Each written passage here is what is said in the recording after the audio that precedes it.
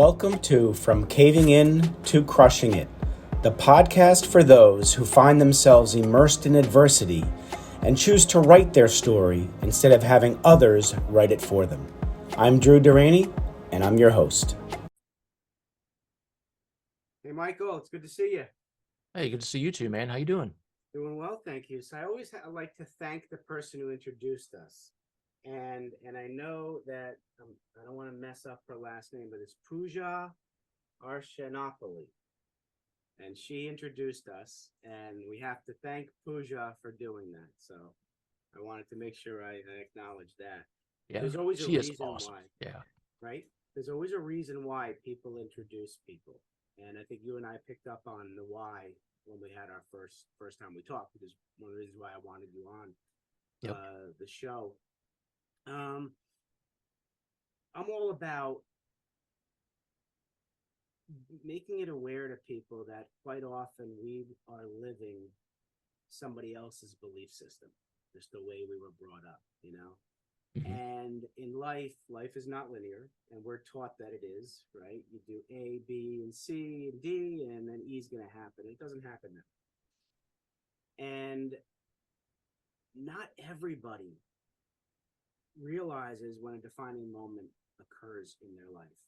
And often they don't realize they have a choice now. Either stick with the old stuff or create your own reality. And I know you created your own reality when you met your defining moment, and that's why I wanted you on. If you could, for the audience, think back as far as you'd like, and to pinpoint that defining moment where something grabbed you, and you realize, hey, Michael, there's a better way to live, and I'm going to start doing something differently. You share that with the audience, we'd appreciate it.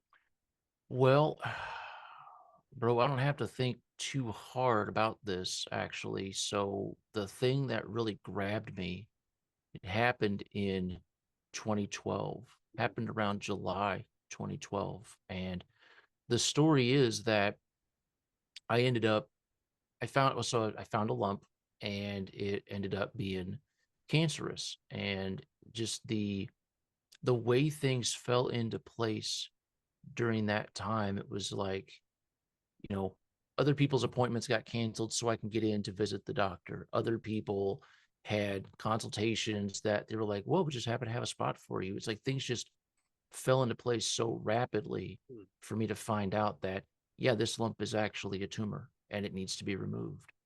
And cancer is one of those things where we know it happens.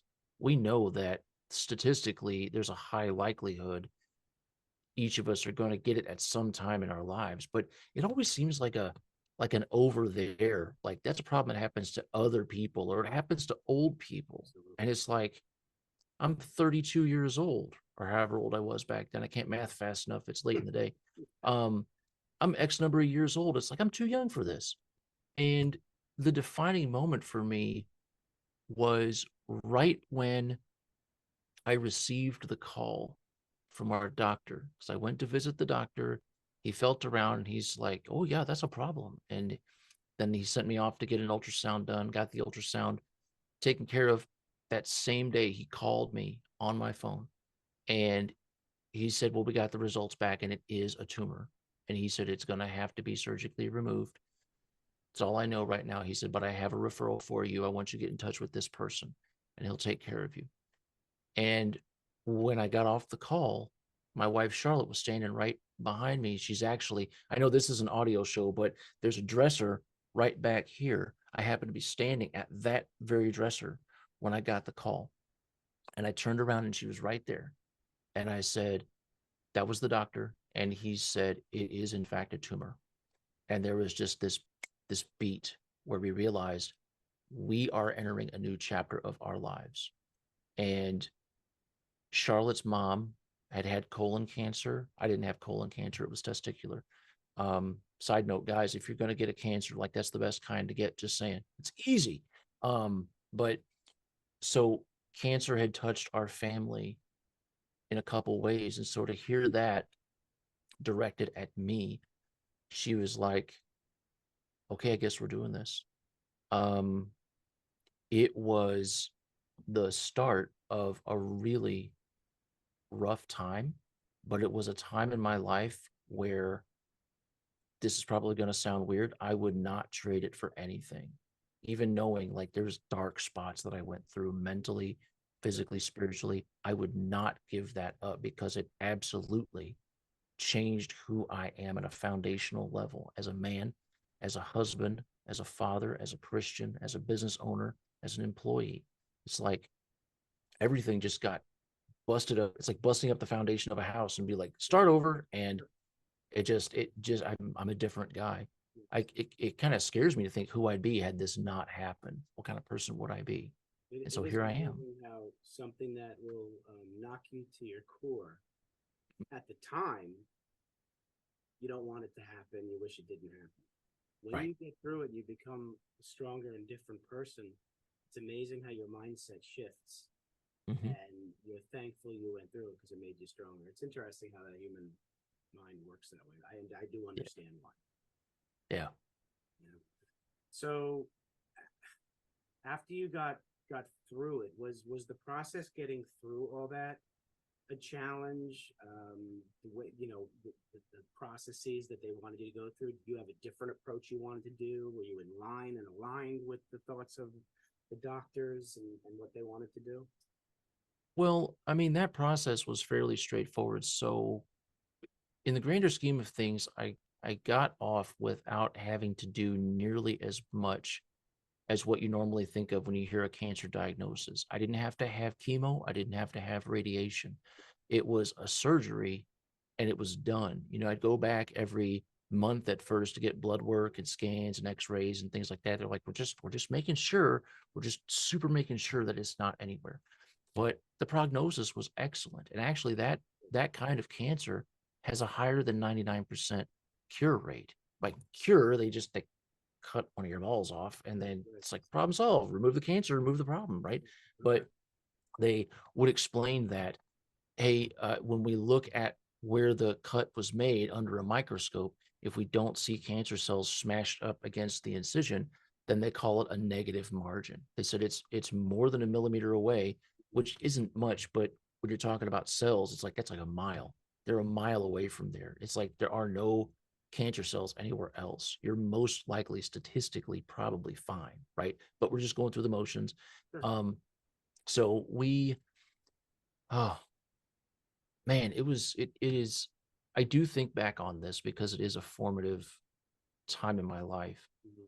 It definitely was scary. It definitely was scary because every month you have this reminder that, oh, hey, you had cancer that one time. And so now we're going to go back and maybe it's back. Maybe it went somewhere else. Who knows? I mean, there's always that What kind if? of drumbeat of fear in the back of my mind, right? And well, when you said the original question, you said, did you disagree with the doctors at any point? Like at first, no, but later on, like 3 years in, I was like, you know what? We've been doing this for long enough.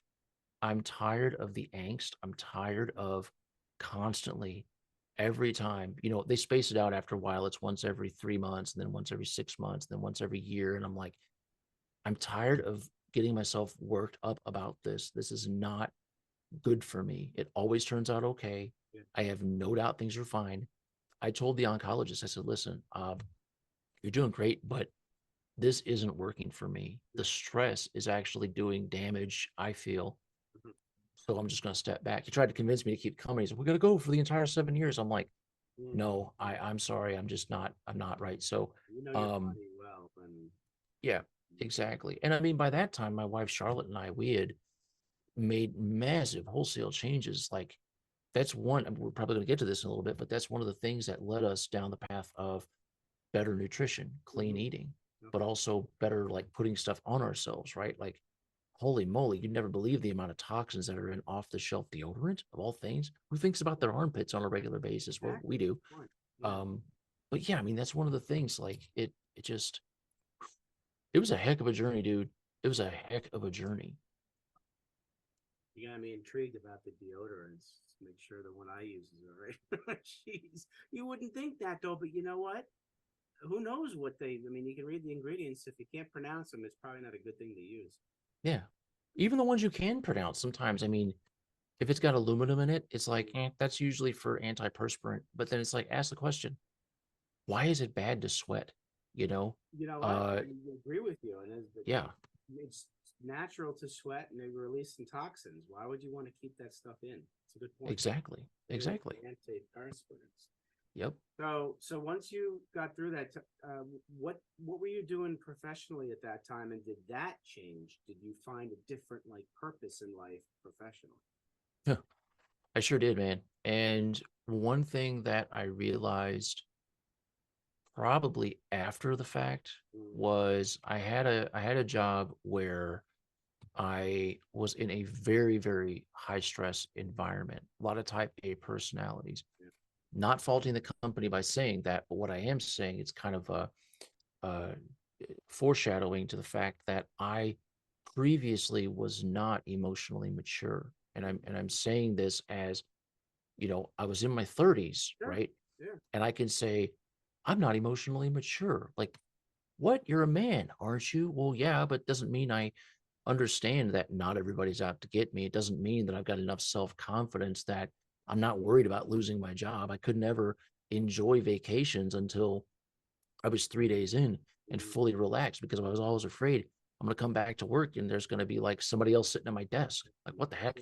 Yeah. Um, but looking back, it's like the big change that happened was I launched myself in a direction of less stability, less security as it comes to how I make money. And so I went from making a pretty good salary. I was making like 65,000, but this is way before COVID. This is like the early 2000s, right?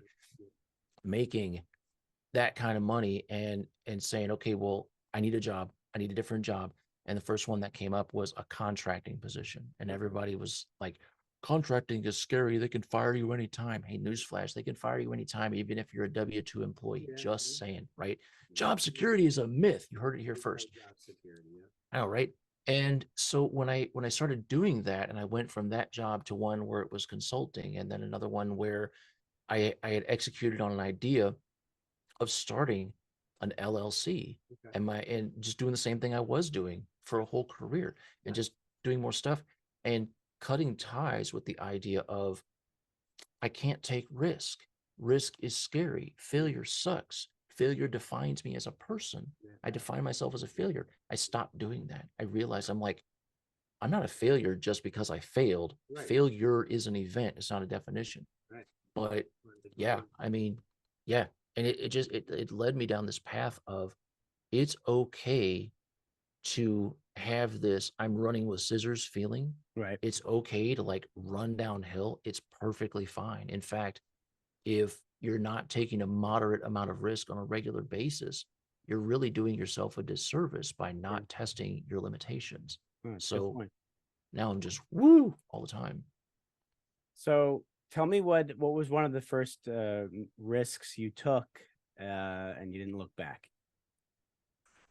Well, it was getting married. So Okay. and this is like way before cancer. This is like BC, right? So we got married in 2007. So if BC is before cancer, it's 5 BC, right? Okay. Married a grand total of 5 years and then got Wow. got the big C, man. There you go. Um, but yeah, I mean, as a kid growing up, I almost had it bred into me to be a little bit risk averse. Like always seek after stability. Do make sure that you have all the information in front of you before you make a decision, right? And so I'd had a string of failed relationships, dating relationships, varying lengths. Like before I met Charlotte, the Right. longest relationship I ever had was like 3.5 years. Okay. And it it was kind of weird, but it was very out of character for me to make this decision. We actually got set up. We Hmm. met on May the 4th, Yeah. 2007. All right. Okay.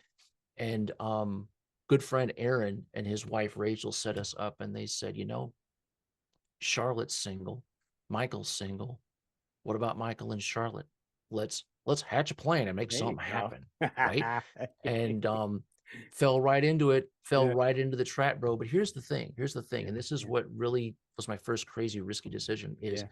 I told my friend Aaron, I said, listen, I know your job, what you do for a living, you have to be an excellent read of people. You have to know how Okay. people relate to each other. You got to know how to communicate. I said, I cannot pick a good relationship to save my life. I Mm. have a string of failures behind Right. me, and I Sure. know I'm a creature of habit. I said, here's the thing. If you think if you think me and Charlotte would be a good fit, you're probably right. And so I'm going to propose to her. Like I'm going to ask her dad first, but I'm going to propose to her. Right. And we were married 5 months later, man. We met on May the 4th, Wow. 2007. We got married on October 6th that same year. I love that.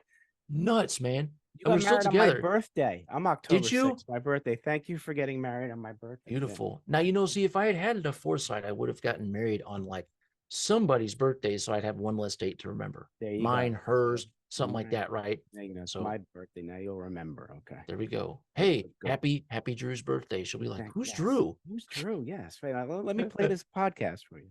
Yeah, let's do it. That's awesome. I love that. I love that story, and the fact that you trusted Aaron and his judge of character. Sometimes we have to just throw our lives up to a higher power instead of trying to control it. So good job. Right. So okay, so we went through the marriage. You beat the cancer. Now you decided not to stay in the corporate world, and you're going to do your own thing. What was your own thing, and how does it help shape you where you are right now?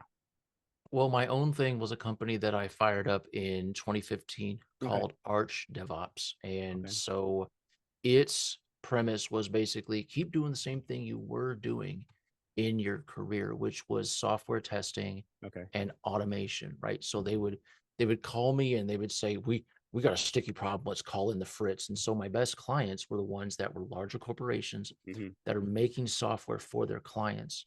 Okay. Software has to be tested before you give it to the clients usually, and that testing process takes a long time, and it would be better if it's automated. We're doing the same things every single time. Let's just write a program that clicks the buttons, fills in the fields, selects from the drop downs, looks at the screen and says, yep, we got it. And then I would come in and I would do that for them, but then I would also teach their testers how to do it, because I wanted to work myself out of a job every time I got a client, I right? understand that. Yeah. It's like, I don't want you guys being dependent on me, right? Because like there's only one of me, right? Yeah. And it grew into a company where I had 2 employees and an intern at one point. It was 4 of us. We're like the A team. It was great. There you go. You know, I'm like Hannibal, right? Yeah. And so you get that reference, right? Have you seen this show, A-Team? Yeah, I was going to call you Mr. T, but you do have a Mr. T in T. your last name. But yeah, I pity the fool. Well, I don't really have the right build to be that guy. No. So we'll stick We did with have a him. we did have a black guy though, and he would have fit because he was built like a fire hydrant. I'm like, I should have. Okay. Well, we'll stick with you But being Hannibal when a plan comes together. So yep, I love it when a plan comes together. That's But yeah, that was that first company. I actually shut that company down in early 2021. Oh, really? Okay. 2022. Yeah, it shut down. I know I still use the email address. I just Yeah, use yeah. it because I like the calendar. Okay. But yeah, I mean, now I've got 2 companies. The first is a full service podcasting agency. Okay. And that podcasting process was actually something I kind of stapled it onto Arch DevOps. I was like putting just adding services. I'm like, we got to keep it afloat. Oh my goodness. And that was one of them. Oh, And okay. I just pulled that out into its own thing. To its And it's own, like, yeah, wonder of wonders. People are paying me money for that. So I guess I did the right thing. Oh, yeah. And yeah. And then the other business was one. So I had mentioned before, like Charlotte and I, we started making our own deodorant and bug spray and that stuff, right? Clean stuff. Yeah. Well, I tell people, I'm like, we got pestered into starting that business called Exactly Zero. And like we had so many people that were like, wow, you make your own lip balm? You make your own sunscreen? Like, have you guys thought about starting a business? They were asking, right? And then it kind of evolved into, they were telling us to start a business. They were like, make a business. The world needs what you're making, and I'm going to buy some of it. They're like, shut up and take my money. And we're like, okay. So all right, yeah, we started, right. And it's like, we started an Etsy. I mean, if people are going to throw money at you in exchange for the thing that you were going to do anyway, you might as well make a business, right? Like, no brainer. But that's been Would you going build it on strong since Etsy, you early. said? Yeah, originally Or- we moved off of Etsy, not because they increased their percentages or anything, but because we're doing wholesale, we're doing affiliate, we're doing Oh, awesome. Okay. subscriptions. You Good. can't really do that stuff, right? So we No, not on can't do that Etsy. on Etsy. We have Okay. our own site. Yeah, Good. Good for but it's you. fun, man. All right. Do those two businesses ever collide? Do you have a podcast on eating clean? Yeah, we do. You do. We yeah, they don't collide in like a, two alpha rams that are like bang, it's like Right. they play Yeah. together, right? They Yeah, don't sure. argue, but Yeah, they yeah, complement each other. Absolutely. Okay. yeah, one supports the other. And it's cool too because previously when inevitably everybody that you meet is like, so what do you do for a living? And it's Mm. like I used to be able to say, well, I do software test automation. That's super nerdy. Okay. The only people that are going to be like, I get that, are like CTOs, CIOs, right?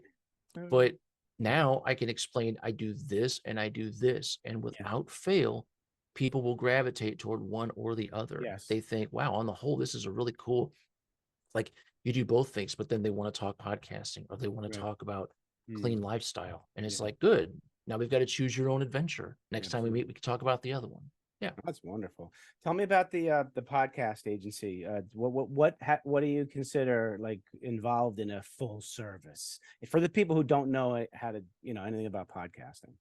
Okay. Well, if you're listening to this, they know a little bit about They know how podcasting. to find a podcast to listen to, but that's They about know it. how to find it. They can listen to it. Yeah. They can come away. They can listen to a show and come away having been enriched in some way. Maybe they're going to hear about somebody's story like we're doing. Maybe they're going to learn some Right. cool things, right? Right. But this is the tip of the iceberg. Everything Mhm. else that goes on behind the scenes. How do you find a guest? How Yeah. do you get them like to apply? What's the vetting process? How do they schedule? Once you have the show, how do you edit it? How do you publish it? What do you do to promote it? Right. What do you do to keep the communication going with the guests? Like, how do you find more guests, right? Like all of that stuff Right. is part of the ecosystem. And that's just the podcast piece. There's also an area around it, like, well, once you've had a guest on your show, Mhm. how do you want them to take part in your ecosystem? Do you want them to join a mailing list? Do you want them to sign up for a course, buy a book, attend a workshop, go to an event, be an affiliate, like whatever it is, buy some swag, buy a branded coffee mug or a t-shirt or a hat. Right. Like Right. all of these things are all part of that podcasting ecosystem. We do all of that. So every person we work with ends up that they've got a particular goal in mind. They're Mhm. like, hey, I got a business. I want to use this as a way to generate leads. It absolutely can do that when you build a podcast the right way. But the main thing is, and this, I maybe could tell people that this is what I do in the podcasting space is it's relationships as a service. Okay. Yeah. It's building relationships, giving you a mechanism to build relationships in a hurry Mhm. with the right people. You're We right. happen to use podcasting as a way to do that. So the Right. podcast is actually a tool in the toolbox. The main thing that we're building is a relationship engine. So That's maybe I should wonderful. I should rebrand. Maybe I should do that. Maybe I should put that in my LinkedIn You somewhere and be should. I like, like that. You better patent that and take that for yourself. patents are expensive, man. No, they are. LLCs are Okay, much cheaper. just write the little TM above it and There we trademark. go. Yeah, nobody's going to check that out. No, Just write paste it the on there. TM. Yeah, below There you so go. many people do that. So that's interesting you say that because a lot, I mean, when you have the guest on, you have to record it and then you distribute it. I'm sure a lot of podcasters don't think of that next step of keeping their guests in their ecosystem. And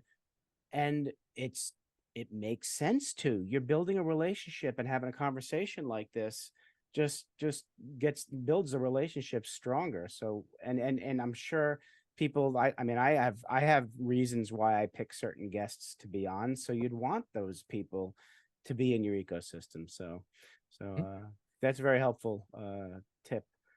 How about tell me a little about the clean living, how that platform works and that a little bit about that. Yeah, I mean, as far as the platform itself, it's an e-com store. It's a website. It's built in WordPress. Yeah. You can go buy anything that we make, right? And we have more than 60 products. We have all kinds of bar soap. We have shampoo bars, hair serum, sunscreen, bug spray, anti-itch stick if you forget to use the bug spray. All kinds of lip balms. Every year we make, it's getting to be about pumpkin spice time pretty soon here. So we're going to have that. And body butter, this is not the time of the year for that. You won't see it listed because it melts in the summer. Okay. Yeah. That deodorant, lotion bars. We've gotten into as well some fun stuff like bath teas, bath salts, and then we've also got a line of products that we're starting out with for the dog space. So we've got lotion for dogs, dog paws. They get crunchy too, and it's like somebody came to us with an idea, and we're like, well, we could do that. Just make an unscented lotion bar and put it in a tin, right? Rub the dog's feet in there, problem solved. So we got our first order today. Actually, there's somebody in the canine space, and she's like, yeah. So we're making it, got a business. But yeah, we're at thank you. We're at different events. We go to markets like farmers markets every other week, one-off events. Turns out that the yarn and the knitting community, the crocheting community loves our stuff. Like we didn't know how big it would be in that sector. The holistic places, any kind of coaches that are into nutrition, they like our stuff. Spas, salons, yoga studios, chiropractors, we're all over the place. And it's like we're spreading, and it's bigger. When we started, I don't know if I mentioned this before, but when we started, we had 3 kinds of soap and 3 kinds of lip balm. And now it's like we're almost a household name. We see our products in different places, and it's like, yo, we made that. I love because it that. says exactly 0. Our house smells like everything, man. I wish you could smell it. It smells I love it. Well, can you lemongrass. invent being able to smell through a computer during a podcast? Maybe there's something Maybe you could do. Think about that. Bring it to not on Zoom. Actually, on I Zoom. think Zoom came out with a plugin not too long ago. So, Okay. but you gotta put a USB port up your nose. The corners. It's always an engineering thing, That's right? too much like a COVID test, sticking a USB thing up your Now, nose. that's too far. If you go that far, it's too That's far. true. Yeah, you don't want to do that. You just got to go this far, man. So we could talk about every topic. Look forward to whoever talk about USB ports up the nose. Don't do that at home. Don't do that. Dangerous. No, do not. Don't try this at home. Don't try this at home. All right. So I know we could probably keep talking, and I have 2 questions to ask you before we let the audience know how they can reach you. So you're sitting down with 7 to 10-year-old Michael, and you want to give him advice about life. What are you going to tell him? I'm going to tell 7 to 10-year-old Michael that the best things in life to do are going to feel scary. And it's okay to be scared. That's how courage is made, is when you know what you need to do and you're scared and you just do it anyway. All right. Thinking back to that time in my life, it was kind of a fog. I mean, a lot of kids these days seem to have just there's a quietness about them just because they aren't quite sure what to make of the world. They don't know yet how to interact with it. And I found in my own life, it resulted in me not stepping out. I did not know how to communicate. I didn't know how to human properly. I know how to talk now, obviously, but before I would be like, I would have been a terrible podcast guest when I was 7, right? But these days it's like, no, a big part of the reason why I know how to interact with the world is because I took those scary steps toward doing public speaking, toward taking risk, toward starting a business, toward saying, I think I know about myself and I'm going to step out and try some crazy. And it works out. It works out. So you can take tremendously more risk in life and you'll be fine. Right. Little Fritz. Yes. Very good advice to little Fritz. All right. So I'm going to put a different hat on. And now you're sitting with young Michael, the young entrepreneur, young businessman, and you want to give him advice about business. What are you going to tell him? Dude, do not tie your personal identity to the business. Beautiful. Do not do that. Arch DevOps is an LLC that you paid $51.25 to the state of Missouri to have. It's a checking account. It's a website. It's not you. If Arch DevOps fails, it doesn't mean you are a failure. A failure is an event. This is fresh in my mind, bro, because I just talked about this literally an hour ago to somebody else. And I didn't know you were going to ask this question. It doesn't mean you suck. It means you tried something. You had the bravery to step out and take risk. And you said, I have a theory. If I do this, this is going to happen. And that theory didn't pan out. It doesn't mean you're stupid. it means you did the best you could with what you've got. Keep a light touch on business. A business is just a revenue generator. It doesn't mean anything about you as a person. Actually, if somebody wants to take that failure and project that on you as, look at this guy, oh, he tried something and he failed, ha ha. It's like, well, that says more about that person than it does about you. Sure does. Probably indicates that person doesn't need to be in your life anymore, right? That's a very So good point. that's the big thing. Now, I will say too, I don't wish that I can go back and change that. Like the stuff that I learned, like I had to learn the things the hard way, but Yes. then, if you learn it, it's like, well, now I can project that to the world. If I can go back and change it, I probably wouldn't be a guest on your show because I would have figured that out and been like, yeah, everything's good, man. Absolutely. No, that's wonderful advice. Too often, especially men, we tie our self-identity to our profession. And when you relinquish control of your self-identity to something you don't have control over, that's a recipe for disaster. So thanks for giving that advice to young Fritz. Okay, so the audience just has gotten to understand the essence of Mike Fritzius. How'd I do? You did good. You Fritzius? got the accent. No, it's Fritzius. You got the accent on the wrong Fritzius. syllable. Fritzius. There we go. Fritzius. That's Do you Fritzius. have? So I forget. Where are you from? What state are you in? New Jersey. You got cardinals up there? The birds? green and the red birds. Yeah. Yeah. So listen to them, and when they chirp, they go Fritzius, Fritzius, like that. That's how you remember I've it. heard that. There we go. Okay, Fritzius. Okay. They're Fritzius birds. Interesting. Okay, good. Yeah. Then that's helpful. Tell the audience how easy it is to get a hold of you. Oh my goodness. Yo, it is so easy to get a hold of me. We have an email address. We also have a website. I'll direct the listeners to our website for the clean lifestyle stuff. It's exactlyzero.com, all one word. Well, two words, but smash them together. There's no dash. It's just exactly zero, not the number zero. Yeah, the word zero, Okay, the word exactly, the word zero. .com. Good. Yeah. Okay. And we're on there. So if you can reach out to us via contact form. If you want to reach out to us directly, it's just exactlyzerofam@gmail.com. So fam, short for family. Yeah, we're really easy to get a hold of, and we'd love to hear from you. Wonderful, wonderful. Well, Michael, thanks for coming into my life and being on the show, my friend. I'm thankful that we were introduced to each other, and this will not be the last time we talk. Well, good. I hope not, because you're a chill dude. Yeah, and I think you're a chill dude too. So we're gonna keep up that relationship, man. Hey, thanks again, and keep doing what you're doing, Michael. You have a couple awesome services that are of value to the community, so keep it up. I will do, man. Thank you. All right, take care. Take care, everybody. Thanks so much for listening. If you enjoyed the episode, please subscribe and give us a review to help others find it. I'd like you to answer this question. Are you living the life you want to live, or are you living the life others want you to live?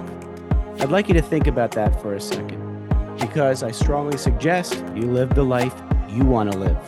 If you want to learn more about what I stand for and my services and how I'm able to help many men get out of their own way, please go to my website at www.profitcompassion.com. Feel free to also email me at drew@profitcompassion.com. I'd love to have a conversation with you. Take care of yourself and choose to write your own story instead of letting others write it for you.